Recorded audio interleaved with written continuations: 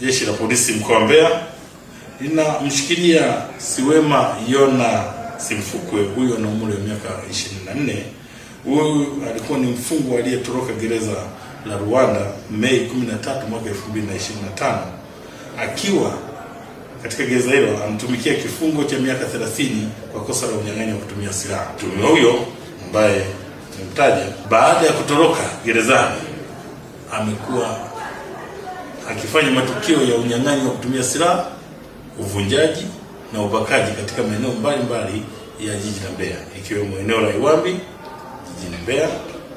Na miongoni mwa matukio hayo ni tukio alilotenda au alilofanya tarehe 15 Mei mwaka 2026 majira ya saa 2 za usiku.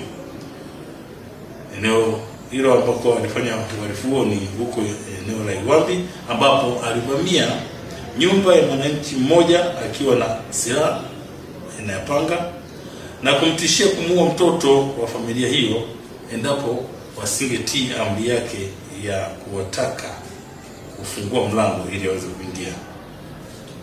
Kwa baada ya kuwa ametoa vitisho hivyo, kisha aliingia ndani na kuwafunga kamba na kumbaka mama na binti wa kazi, na kisha kupora simu mbili aina ya iPhone 15 na 16 pamoja na fedha taslimu shilingi 400,000.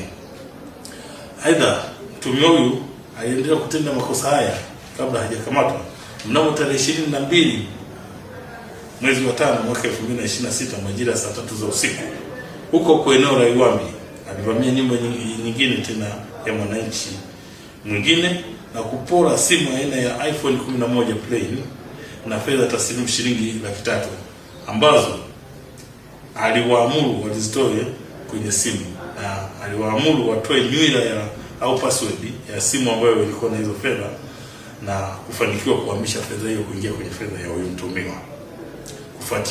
Kufuatia matukio hayo, Jeshi la Polisi mkoa wa Mbeya kupitia askari maalum wa kuzuia na kupambana na uhalifu wa matukio ya aina hiyo waliweza kuanza msako mkali, na ndipo Mei tarehe 30 mwaka 2026 majira ya saa 10:30 za jioni huko eneo la Chipaka wilaya ya Momba mkoani Songwe ilifanikiwa kumkamata mtuhumiwa huyu Siwema Yona Simfukwe mwenye miaka 24 ambaye nimemtaja kwa makosa au kwa tuhuma hizo ambazo nimekwishazieleza.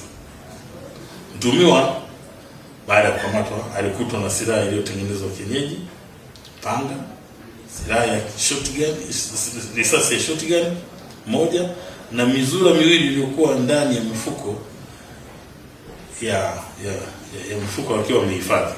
Kitendo hicho cha kupatikana na silaha hizo kilizua hasira kwa wananchi ambao walianza kumshauri